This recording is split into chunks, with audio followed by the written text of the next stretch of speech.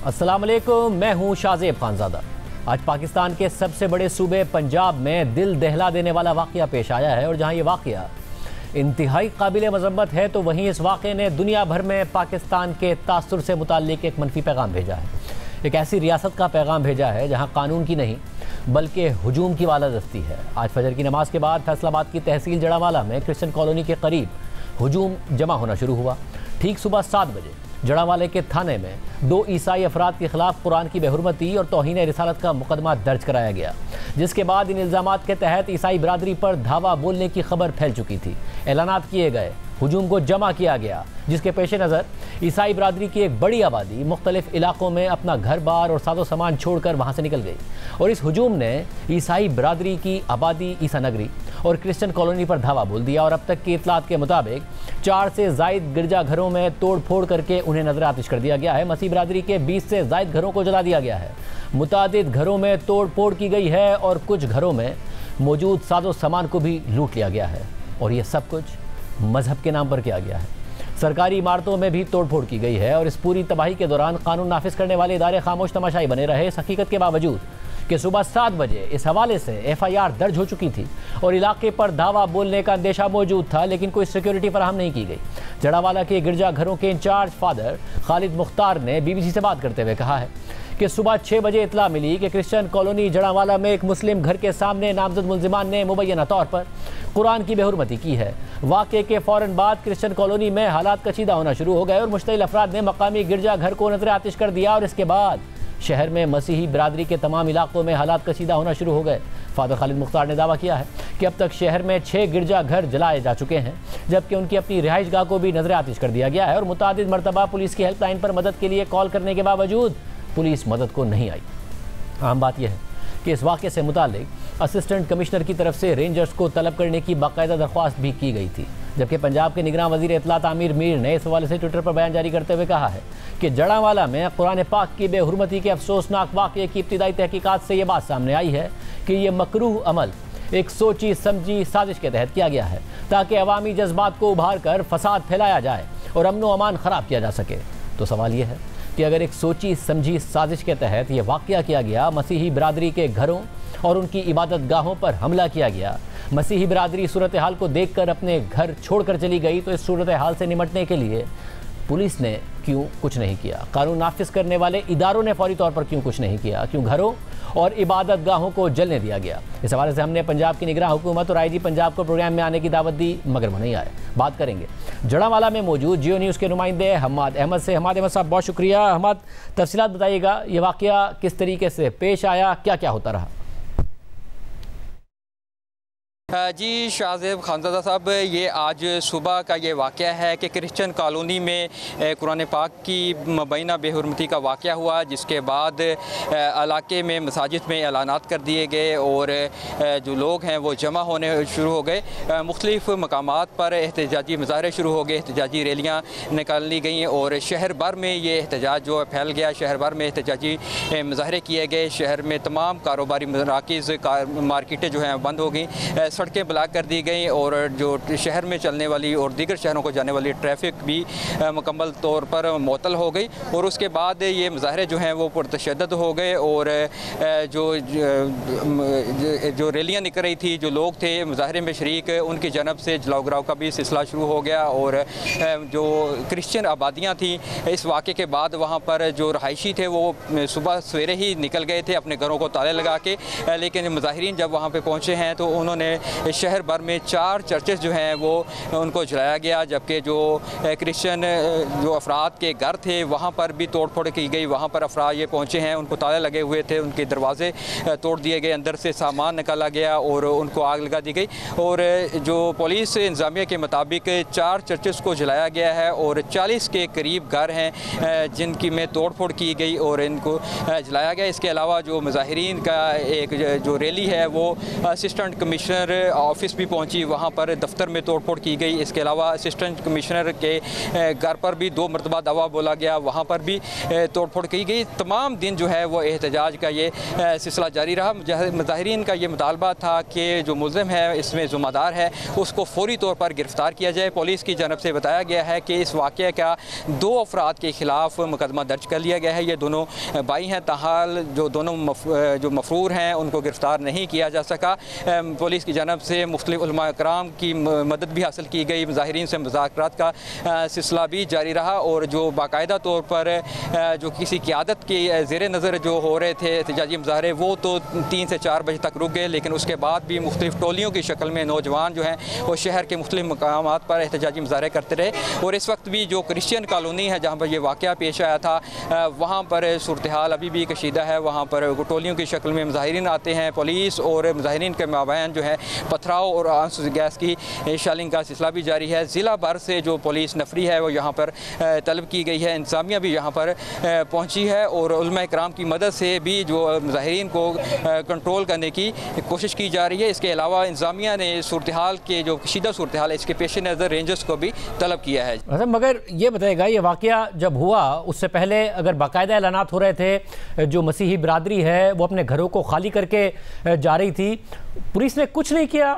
नज़र आया हमें पाकिस्तान के माजी में कि किस तरीके से ऐसे वाक़यात शुरू होते हैं, फिर ऐलानात होते हैं, फिर एक जत्था बनता है, फिर वो हमला आवर होता है। पुलिस ने, कानून नाफिज करने वाले इदारों ने, इंतज़ामिया ने कुछ नहीं किया और अभी भी जिन्होंने वाक़यात किए उनसे मुज़ाकरात ही हुए हैं, उनके खिलाफ कोई कार्रवाई नहीं शुरू की है।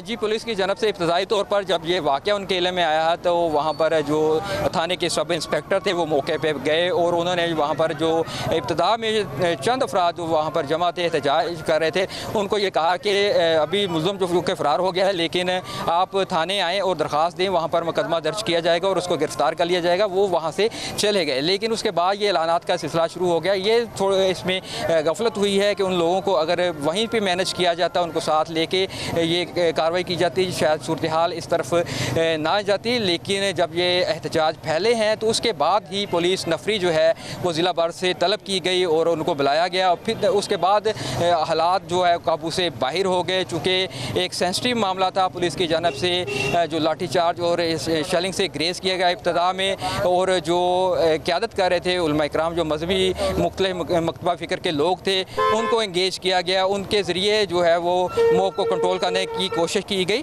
और जब वो लोग कंट्रोल हो गए तो फिर जो किसी क़यादत के बगैर लोग जो नौजवान एहतजाज कर रहे थे तो उनके ख़िलाफ़ फिर पुलिस ने सख्त एक्शन लिया। उनके पर लाठीचार्ज करने की भी कोशिश की गई, शेलिंग भी करके उनको मुंतशिर करने की कोशिश की। इब्तिदा में मुज़ाकरात के ज़रिए ही इस मामले को हल करने की कोशिश की गई। बहुत शुक्रिया। हमारे में तफसीलात बता रहे थे। इस वाक़े के बाद निगरान वज़ीर आज़म अनवारुल हक काकड़ समेत साबिक़ वज़ीर आज़म शहबाज शरीफ, साबिक़ वज़ीर ख़ारजा बिलावल भुट्टो ज़रदारी, मरियम नवाज़ और साबिक़ वज़ीर दाखिला राना सनाउल्लाह ने इस वाक़े की मज़म्मत की है और ज़िम्मेदारों के खिलाफ कार्रवाई का मुतालबा किया है। जबकि साबिक़ सेनेटर मुस्तफ़ा नवाज़ खोकर ने इस हवाले से ट्वीट किया कि अगर इससे पहले सानहा जोसेफ कॉलोनी और गोजरा के मुल्ज़िमों को कैफ़रे किरदार तक पहुँचाया जाता तो शायद आज ये दिन ना देखना पड़ता। वही बयानात और वही मज़म्मतें साल हर साल नफ़रतों की आबियारी की है, मुल्ज़िमों के गलों में हार और उन पर गुलपाशी की है।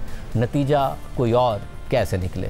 अब ये बात दुरुस्त भी है क्योंकि ये मज़म्मतें और कार्रवाइयों के मुतालबे उस वक्त तक खोखले ही साबित होंगे और होते रहे हैं जब तक इस पुरतशद्दुद वाक़े में मुलव्विस लोगों के खिलाफ कार्रवाई नहीं होती और रियासत संजीदगी से इस इंतहा पसंदाना सोच का हल नहीं निकालती। क्योंकि ये रिवायत बन गई है कि जब भी एक इंसानियत सोज वाक़या होता है तो हुकूमत असल मसले को समझने के बजाय, उसका हल तलाश करने के बजाय और ज़िम्मेदारों के खिलाफ कार्रवाई करने के बजाय सिर्फ मज़म्मती बयान तक महदूद हो जाती है और फिर एक नया वाक़या हो जाता है और फिर रिवायती तौर पर दोबारा मज़म्मती बयानात दे दिए जाते हैं। ज़िम्मेदारान को गिरफ़्तार करने के बजाय उनसे इंतज़ामिया मुज़ाकरात करती है और रियासती रिट पर समझौता करके इन अनासिर को मज़ीद मजबूत कर दिया जाता है।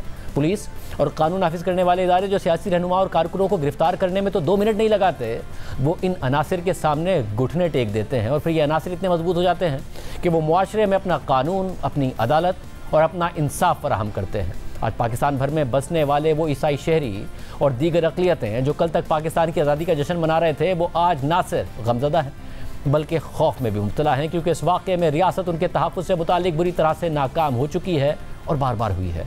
आज बिशप चर्च ऑफ पाकिस्तान के सदर बिशप आज़ाद मार्शल ने ट्वीट करते हुए लिखा है कि हम बिशप, पादरी और आम लोग पाकिस्तान के ज़िला फैसलाबाद में जड़ावाला के वाक़े पर गहरे दुख और गम में मुब्तला हैं। जब मैं ये पैगाम टाइप कर रहा हूँ तो चर्च की इमारत को जलाया जा रहा है, बाइबल की बेहुरमती की गई है और ईसाइयों को अजियतें दी गई हैं और उन पर कुरान पाक की तौहीन का झूठा इल्ज़ाम लगाया गया है। हम कानून नाफिज करने वाले इदारों और इंसाफ फराहम करने वाले को इंसाफ और कार्रवाई के लिए पुकारते हैं कि वो फौरी मुदाखलत करें और हमें यकीन दिलाएं कि हमारी जानें हमारे वतन में कीमती हैं, जिसने अभी अभी जश्न आज़ादी मनाया है। यानी अक़लियत है इस मुल्क में ख़ुद को महफूज नहीं समझती। इस्लाम के नाम पर कानून को हाथ में लेकर लोगों के घरों पर, इबादत गाहों पर हमला किया जा रहा है, उन्हें लूटा जा रहा है। लेकिन आखिरी पैगम्बर हज़रत मोहम्मद मुस्तफ़ा सल्लल्लाहु अलैहि वसल्लम ने इस हवाले से क्या पैगाम दिया था, क्या हम उसे भूल गए हैं? 628 ईस्वी को ईसाइयों का एक वफ़द मोहम्मद सल्लल्लाहु अलैहि वसल्लम से मिलने आया और पनाह देने की दरख्वास्त की और उनकी दरख्वास्त पर रहमतुल लिल आलमीन सल्लल्लाहु अलैहि वसल्लम ने अक़लियतों के हुकूक़ के हवाले से एक ज़ाब्ते का ऐलान किया। ये वो सुनहरी अल्फाज जो हमारे नबी सल्लल्लाहु अलैहि वसल्लम ने कहे और हमें पाबंद किया कि हम इस ज़ाब्ते की पाबंदी करें, मगर क्या हम इस पर अमल कर रहे हैं? क्या पाकिस्तान में अक़लियत और उनकी इबादत गाहें महफूज हैं? इसका जवाब आज के वाक़े के बाद हम सबके सामने है, एक दफ़ा फिर सामने है, क्योंकि ऐसे मुतादिद वाक़यात हो चुके हैं। प्रोग्राम में आगे बढ़ते हैं। निगरां वज़ीर आज़म अनवारुल हक काकड़ को हल्फ उठाए 2 दिन हो गए हैं, मगर अब तक निगरां काबीना का ऐलान सामने नहीं आया है। कई दिनों से मुख्तलिफ वजारतों के लिए मुख्तलिफ नाम गर्दिश कर रहे हैं, मगर कोई हतमी ऐलान नहीं हुआ है। ताहम खबरें आ रही हैं कि वजारत ख़जाना के लिए स्टेट बैंक की साबिक गवर्नर डॉक्टर शमशाद अख्तर का नाम फाइनल कर लिया गया है। जियो न्यूज़ के ज़राए के मुताबिक निगरां वज़ीर आज़म अनवारुल हक काकड़ ने अपनी काबीना के लिए मुशावरत मुकम्मल कर ली है और निगरां काबीना के लिए तकरीबन तमाम नाम फाइनल कर लिए गए हैं और अब सिर्फ हतमी मशवरे किए जा रहे हैं, जिसके बाद जल्द ही निगरां काबीना का ऐलान किया जा सकता है और कल काबीना अराकीन के हल्फ उठाने का इम्कान है। ज़राए के मुताबिक वज़ीर ख़जाना के लिए गुज़िश्ता रोज़ सुल्तान अली अलाना का नाम फाइनल किया गया था, ताहम उनकी दोहरी शहरियत की वजह से अब निगरां वज़ीर ख़जाना के लिए मज़ीद 2 नामों पर गौर किया जा रहा है, जिनमें से किसी एक को यह जिम्मेदारी दिए जाने का इम्कान है। इस ओहदे के लिए साबिक वज़ीर ख़जाना हफीज़ शेख और साबिक गवर्नर स्टेट बैंक रज़ा बाक़िर का नाम ज़ेर गौर नहीं है। निगरां काबीना में वज़ारत इत्तलात के लिए मोहम्मद अली दुरानी का नाम शामिल नहीं है, बल्कि वज़ारत इत्तलात सैयद मोहम्मद अली को दिए जाने का इम्कान है, जो एक दिफाई तज्ज़ियाकार हैं। वज़ारत ख़ारिजा की जिम्मेदारी साबिक सफ़ीर जलील अब्बास जिलानी को सौंपे जाने का इम्कान है, जबकि ज़राए का कहना है कि निगरां वज़ीर दाखिला के लिए सरफराज बुख्ती का नाम सामने आने का गालिब इम्कान है। दूसरी जानिब ये बहस भी जारी है कि आम इंतखाबात कब होंगे। नई मरदमशुमारी की मंजूरी के बाद नई हल्का बंदियाँ होनी हैं और इस हवाले से आज चीफ इलेक्शन कमिश्नर की ज़ेर सदारत इलेक्शन कमीशन का इजलास हुआ है, जिसमें ज़राए के मुताबिक इलेक्शन कमीशन हुक्काम की जानिब से नई हल्का बंदी की तजवीज़ दी गई है, लेकिन हल्का बंदियों के हवाले से कोई हतमी फैसला नहीं हुआ है और इस मामले पर मजीद गौर किया जाएगा। जबकि 90 दिन की आईनी मुद्दत में इंतखाबात के मामले पर तहरीक इंसाफ के नायब चेयरमैन शाह महमूद कुरैशी ने निगरां वज़ीर आज़म अनवारुल हक काकड़ को खत लिखा है और कहा है कि मुल्क दस्तूर की मुकम्मल तबाही के दिहाने पर खड़ा है। मुल्क को फिर से आइन और कानून की राह पर चलाने का वक्त आन पहुंचा है। हम मुश्तरका मफादात काउंसिल के फैसले को अदालत में चैलेंज करने का इरादा रखते हैं। हमारा मुतालबा है कि आप इंतखाबात के बर वक्त इनाकात को यकीनी बनाएं। इंतखाबात की साख के लिए लाजिम है कि फरीक़ैन को इंतखाबी मुकाबले के लिए मुसावी मैदान फराहम किया जाए। तहरीक इंसाफ ने आज मुश्तरका मफादात काउंसिल के फैसले को अदालत में चैलेंज करने का इशारा दिया है, जबकि सुप्रीम कोर्ट बार एसोसिएशन ने इस हवाले से सुप्रीम कोर्ट से आज रुजू भी कर लिया है और नई मरदमशुमारी की मंजूरी का मुश्तरका मफादात काउंसिल का फैसला सुप्रीम कोर्ट में चैलेंज कर दिया है। दरख्वास्त में इस्तदा की गई है कि 5 अगस्त को CCI के इजलास में खैबर पख्तूनख्वा और पंजाब के निगरां वज़राए आला शरीक थे। इजलास में होने वाले फैसले की रोशनी में जारी नोटिफिकेशन को गैर कानूनी करार दिया जाए। इलेक्शन कमीशन को फौरी तौर पर इंतखाबात की तारीख के ऐलान का हुक्म देने की भी इस्तदा की गई है, जबकि नून लीग के सीनियर रहनुमा राना सनाउल्लाह और साबिक अपोजिशन लीडर राजा रियाज ने कह दिया है कि इंतखाबात फरवरी में होंगे। राना सनाउल्लाह ने कल हमारे प्रोग्राम में यह भी कहा कि एस्टैब्लिशमेंट भी इलेक्शन 90 दिन में कराना चाहती थी। अब मरदमशुमारी का मामला सामने आने के बाद भी यह वक्त फरवरी का ही बनता है। साहब, क्या मसला सिर्फ और सिर्फ मौजूदा चीफ जस्टिस की रिटायरमेंट का है, जिसका इंदिया ख्वाजा आसिफ साहब देते हैं कि जी यहाँ से ज़्यादतियाँ बड़ी हुई हैं, इसलिए हमें डर है कि हमारे लीडर के साथ और कुछ एडवेंचर ना हो जाए, इसलिए हम कोई रिस्क नहीं लेना चाहते, या असल में नवाज शरीफ साहब ये रिस्क भी नहीं लेना चाहते कि पता नहीं इलेक्शन होंगे या नहीं होंगे, इलेक्शन होंगे और उन्हें होते हुए नजर आएंगे तो ही वो पाकिस्तान आएंगे। अभी तक जो जनवरी फरवरी की बातें हैं उस पर उन्हें भी एतमाद नहीं है, वो आकर एक कानूनी लड़ाई में फंसने को तैयार नहीं है जब तक उन्हें यकीन ना हो कि इलेक्शन होंगे। नहीं, उन्हें हमें पूरा यकीन है कि इलेक्शन जो है वो फरवरी में होंगे और हल्का बंदी जो है वो उससे पहले होनी है, जो कि दिसंबर तक जो है वो मुकम्मल हो जाएगी। इलेक्शन होते नज़र आ रहे हैं, उन्हें भी नज़र आ रहे हैं, बाकियों भी सबको नज़र आने चाहिए। इसमें कोई अबहम जो है वो किसी को नहीं होना चाहिए। इस्टेब्लिशमेंट भी जो है वो इलेक्शन जो है वो 90 दिन में चाहती थी। अब अगर ये सेंसस वाला मामला आ गया है तो उसमें अब जितने दिन और लगेंगे और वो वही बनता है, फरवरी बनता है। सीनियर सहाफ़ी उमर चीमा साहब हमारे साथ मौजूद है। उमर चीमा साहब, बहुत शुक्रिया मुझे ज्वाइन करने के लिए। सब पहले निगरां वजीर आजम की जो तैनाती थी उस पर बड़ा सस्पेंस था और जाहिर एक अनएक्सपेक्टेड नाम सामने आया जो गर्दिश नहीं कर रहा था। अब क्या वजह है कि निगरां जो काबीना है वो नहीं फाइनल हो रही है? क्या वाकई कुछ अनएक्सपेक्टेड नाम सामने आने वाले हैं? क्या हो रहा है? देखें, कोई इस तरह का मामला है और ये हम फर्स्ट टाइम देख रहे हैं कि जितनी बेयकीनी है और बेयकीनी से ज़्यादा जो है मालूमात की अदम फ़राहमी, यानी कि इस टाइम बहुत से लोग जो कि सीनियर पोजीशंस पे और वो ये तसव्वुर करते हैं या हम तसव्वुर करते हैं उनके बारे में कि उन्हें इन बातों के बारे में आगाही होगी, उन्हें नहीं है। हाँ, ये ज़रूर है कि व्हाट्सएप पर हम बहुत सारी फहरिस्तें चलती हुई देख रहे होते हैं और उधर से लोग जो हैं वो कोई अंदाज़े लगा रहे होते हैं कि कौन होगा या कौन नहीं होगा। तो अभी कुछ मामला चल रहे हैं, मेरे ख्याल कोई जो 3-4 लोग जिस तरह आपने भी कुछ का जिक्र किया जिन पर कोई कंसेंसस आ रहा है या एट लीस्ट जिनके बारे में हम ये कह सकते हैं कि जो एक संजीदा हैं, यानी कि इस टाइम रेस में या उन पर क्लैरिटी आ गई है, वो जैसे भुगती साहब हैं, सरफराज भुगती, जो वो वैसे भी जो प्राइम मिनिस्टर हैं अनवार काकड़ साहब उनके दस्ते रास्त हैं वो हैं, या जलील जिलानी साहब जो हैं वो एक स्ट्रॉन्ग कैंडिडेट हैं जो वजारत खारजा के हैं। सैयद मोहम्मद अली, यानी कि देखें कि ऐसा नाम के जिसका एटलीस्ट यानी कि अक्सरियत जो है उनको पहले उन्होंने नहीं सुना होगा और वो इंफॉर्मेशन मिनिस्टर के लिए इस टाइम संजीदा उम्मीदवार जो हैं उनमें उनका शुमार होता है। और सुल्तान अली अलाना जिनको गवर्नमेंट या इस्टेब्लिशमेंट बड़ा एक हाईली रेट करती है और वो समझते हैं कि जब फैटिफ वाला मामला हुआ था तो उसमें जो कोशिशें थीं या जो एक रोड मैप था उसका तयन के लिए जो कलीदी किरदार अदा किया वो अलाना साहब का था, उनको ये रखना चाह रहे थे, लेकिन कोई तकनीकी वजूहात की बुनियाद पे, जिस तरह यही कोई डुअल नेशनैलिटी का मामला है, तो उसके बाद बाकी नाम भी कंसिडर हो रहे हैं। और अभी कोई मेरी किसी से बात हो रही थी, वो कह रहे थे जी वकार मसूद साहब, 1-2 लोगों का तो आपने नाम जिक्र किया है, तो वकार मसूद साहब जो हैं यानी कि वो भी अभी तक रेस में हैं, यानी कि लेकिन ये है कि साथ ये भी बातें आ रही हैं कि कल कैबिनेट नोटिफाई हो जाएगी। तो मेरा ख्याल है कि जब तक चीज़ें नोटिफाई नहीं होंगी ये नाम, ये अंदाज़े, ये क्याफ़े ही उनको तसव्वुर किया जाएगा जब तक लोग फाइनल नहीं आते। जिस तरह आपने वो काकड़ साहब का जिक्र किया कि और नाम चल रहे थे और चल भी रहे थे और बड़े सीरियस थे, और जो काकड़ साहब हैं उनमें से एज अ डार्क हार्स जो हैं वो इमर्ज हुए। और चिमा साहब, ये जो कॉन्फिडेंस है इस वक्त, चाहे वो formal leader of the opposition हो राजा रियाज साहब के फरवरी में हर हाल में इलेक्शन हो जाएंगे, राना सनाउल्लाह साहब भी ये कह रहे हैं फरवरी में हर हाल में इलेक्शन हो जाएंगे, मगर ऐसा ही है कि वाकई ऐसा होने जा रहा है? तहरीक इंसाफ तो ज़ाहिर चैलेंज करने की बात कर रही है, सुप्रीम कोर्ट बार ने चैलेंज भी कर दिया कि 90 दिन के अंदर इंतखाबात हों। इंतखाबात की तरफ वाकई मुल्क जा रहा है? अच्छा, मैं एज अ जर्नलिस्ट मैं ये फील करता हूँ कि हर लम्हे का एक अपना सच होता है। आपको याद होगा यानी कि मुख्तलिफ आपने इंटरव्यूज़ भी किए होंगे कि एक टाइम था कि जब ये गवर्नमेंट यानी पिछली जो गवर्नमेंट PDM इनकी गवर्नमेंट बनी तो मई में ये तय हुआ कि 18 मई को शहबाज शरीफ जो हैं वो रिज़ाइन कर देंगे ताकि उसी टाइम फ़ौरन इलेक्शन करा लिए जाएँ। वो उस वक्त का सच था, लेकिन ऐसा हो नहीं सका।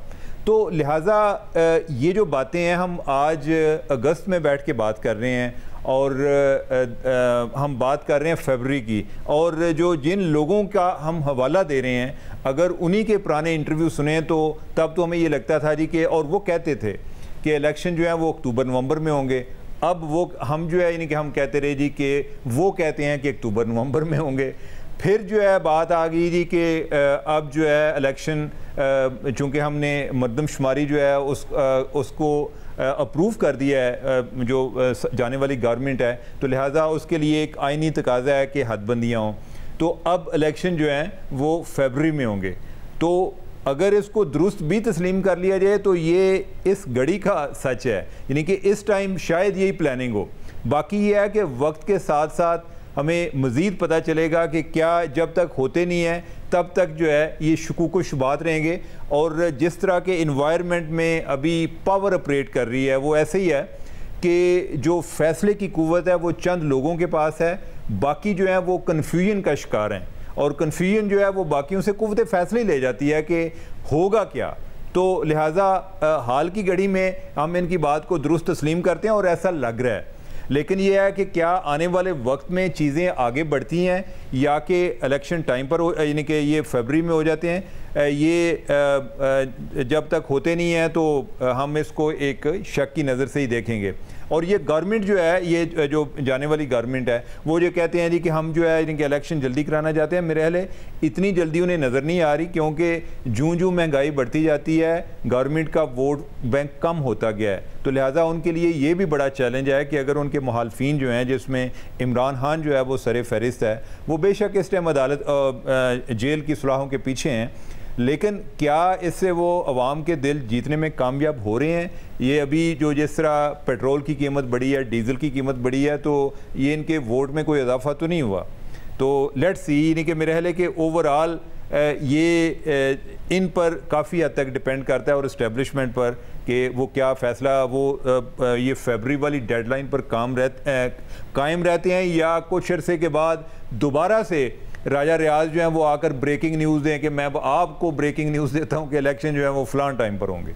बहुत शुक्रिया मोहसिन साहब की गुफ्तगू आपने सुनी। प्रोग्राम ब्रेक शामिल करते हैं। इस्लामाबाद हाई कोर्ट से तहरीक इंसाफ के रहनुमाओं को रिलीफ मिला है, जस्टिस बाबर सत्तार साहब की अदालत से मिला है। बात करेंगे एक ब्रेक के बाद।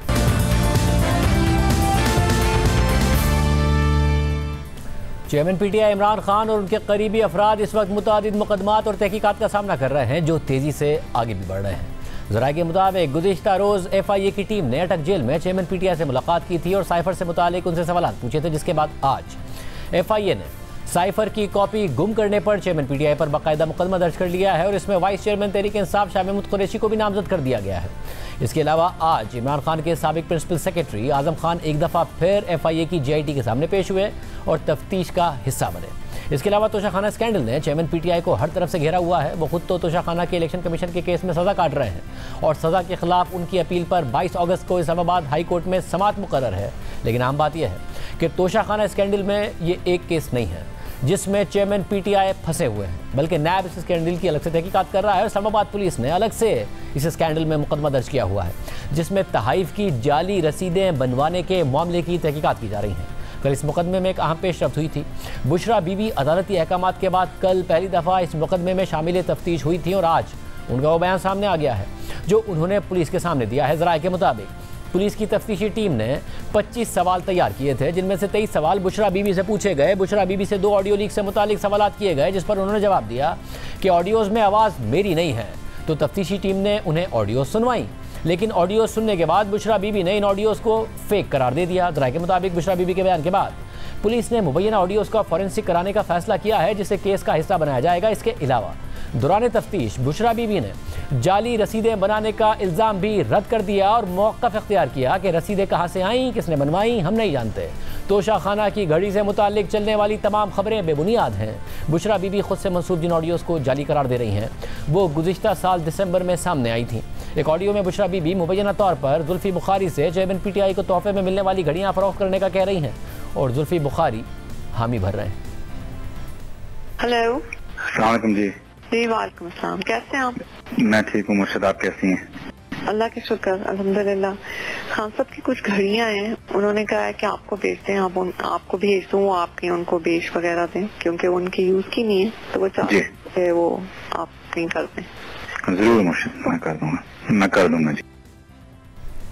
जबकि एक और मुबैना ऑडियो में तोशाखाना से आई हुई चीज़ों की तस्वीरें खींचे जाने पर बुशरा बीबी बनी गाला के उस वक्त के निगरान मुलाजिम इनाम खान की सरजनिश कर रही हैं।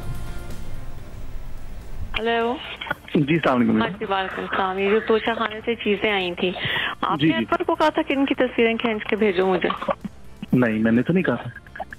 तो क्यों खींची थी इसकी तस्वीरें? घर के अंदर जो चीज आती है उसकी तो तस्वीरें नहीं खींचते, जो घर से बाहर जाते हैं उनकी तस्वीरें खींचनी चाहिए। सिर्फ ये था कि मेरे पास आ रही है, उसकी क्यों तस्वीरें खींची जा रही है? नहीं, मैंने नहीं कहा था बीबी, मैंने नहीं कहा था। इनाम ने कहा है और मैंने उसको भेज दी।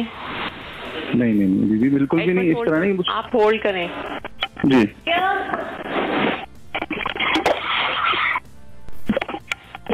आपने नाम को भेजी? वो कह रहे हैं मुझे कहीं भेजी।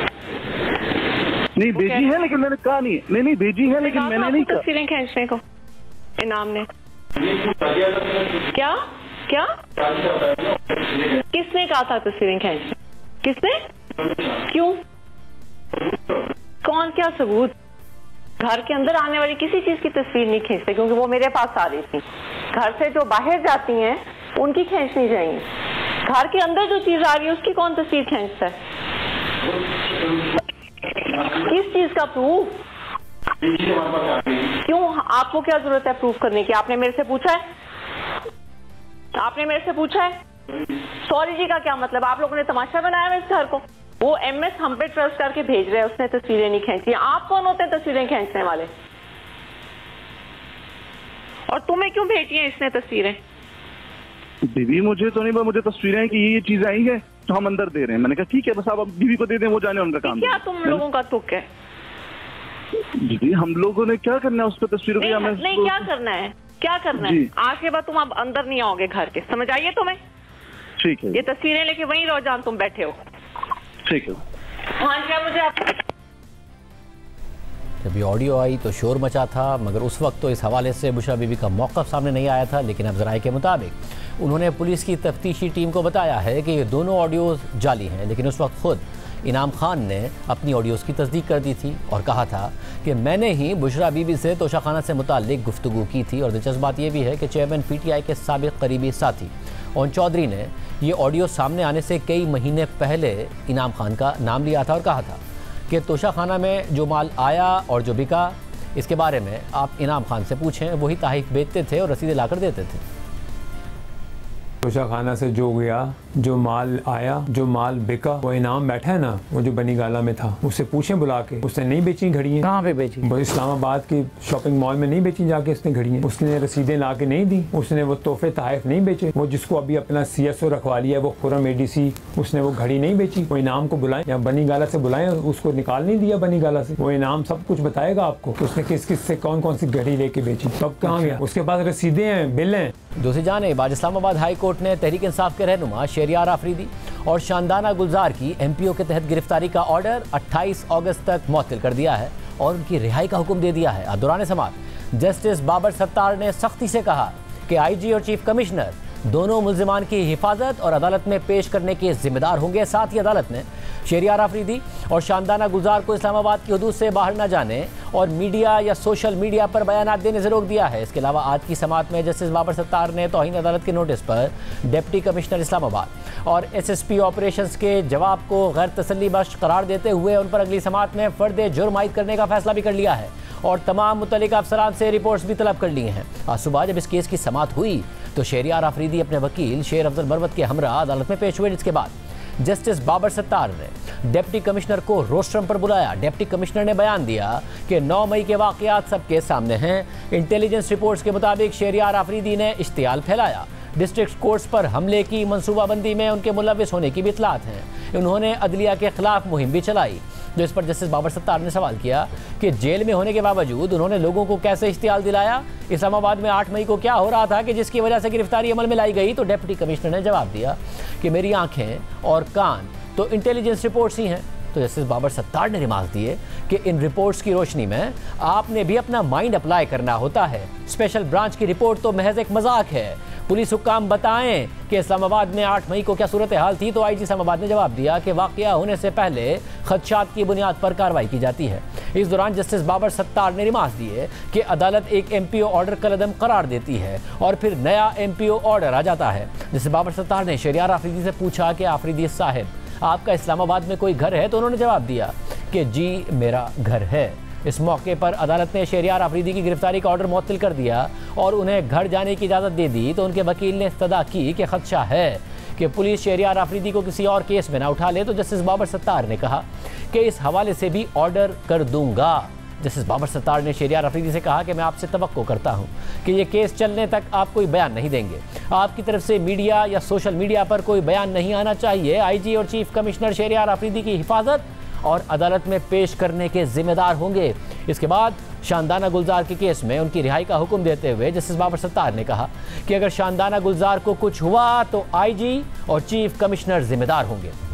अदालत ने शहरियार अफरीदी के केस में अपने तहरीरी ऑर्डर में लिखा है कि बादी नज़र में ऐसा जाहिर होता है कि पंजाब, खैबर पख्तूनख्वा और इस्लामाबाद में हिरासत के जो ऑर्डर्स जारी हुए वो आपस में ऐसे जुड़े हुए थे कि एक ऑर्डर की एक्सपायरी या कलअदम करार देने से ही हिरासत का दूसरा ऑर्डर जारी किया गया ताकि दरख्वास्त गुजार को हिरासत में ही रखा जा सके। इसके बाद अदालत ने समाअत की अगली तारीख 28 अगस्त मुकर्रर करते हुए लिखा कि अगली समाअत तक MPO का ऑर्डर मुअत्तल रहेगा। शहरियार अफरीदी इस्लामाबाद में अपनी रिहाइशगाह में रहेंगे, लेकिन वो इस केस के दौरान अदालत की इजाज़त के बगैर इस्लामाबाद से बाहर नहीं जाएंगे और ना ही कोई भी रियासती अथॉरिटी किसी और केस में गिरफ्तार करके शहरियार अफरीदी को इस अदालत की हदूद से बाहर ले जाएगी। इसके अलावा इस केस के दौरान चीफ कमिश्नर इस्लामाबाद और IG इस्लामाबाद ज़ाती तौर पर शहरियार अफरीदी की हिफाजत के जिम्मेदार होंगे और वो ये यकीनी बनाएंगे कि जब ये केस समाअत के लिए मुकर्रर हो तो वो अदालत में पहुँच जाएँ। जस्टिस बाबर सत्तार ने PTI रहनुमा शानदाना गुलजार के केस में भी ऐसा ही ऑर्डर और अहकामात जारी किए हैं। प्रोग्राम में शामिल करते हैं।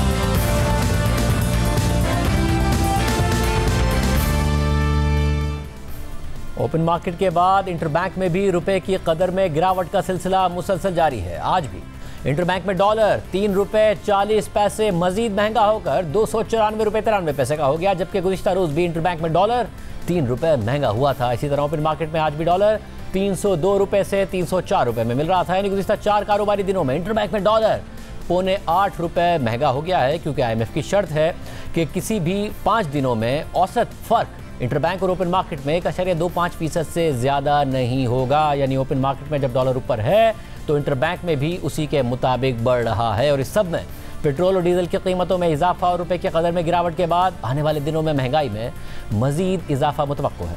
दूसरी तरफ मुल्क में डॉलर की कमी की वजह से बड़ी कंपनियों को मुश्किलात का सामना है। इस हवाले से ब्लूमबर्ग की खबर के मुताबिक पाकिस्तान में गाड़ियों की 2 बड़ी मैन्युफैक्चरिंग कंपनीज के प्लांट्स 2 हफ्तों से बंद है। एक केमिकल बनाने वाली कंपनी का प्लांट 4 माह से बंद है। गुज़िश्ता साल डॉलर्स की किल्लत की वजह से खाम माल की दरामदात पर पाबंदी की वजह से ये कंपनियां गुज़िश्ता साल से क्राइसिस का शिकार हैं, जबकि Pakistan association for steel producers का कहना है कि स्टील मैन्युफैक्चरिंग इंडस्ट्री अपनी 40 से 50% कैपेसिटी पर ही काम कर रही है। कंपनियों का कहना है कि उन्हें अपनी दरामदात के लिए LCs के हुसूल में मुश्किलात का सामना है। जुलाई में हुकूमत ने IMF की शराइत के तहत दरामदी पाबंदियां तो ख़त्म कर दी, लेकिन बैंक्स को अभी भी स्टेट बैंक से डॉलर्स के हुसूल में मुश्किलात का सामना है, जबकि माहिरीन का कहना है कि डॉलर्स की कमी का यह सिलसिला कुछ माह तक जारी रहेगा। गुज़िश्ता साल से डॉलर्स की कमी और मुआशी सुस्त रवि की वजह से लार्ज स्केल मैन्युफैक्चरिंग में भी बड़ी कमी आई है। PBS के जारी करदा शुमार के मुताबिक जून में लार्ज स्केल मैन्युफैक्चरिंग में 15% कमी रिकॉर्ड की गई है। लार्ज स्केल मैन्युफैक्चरिंग में मुसलसल कमी की वजह से बेरोजगारी में भी इजाफा हुआ है। आज के प्रोग्राम में इतना ही। अल्लाह हाफ़िज़।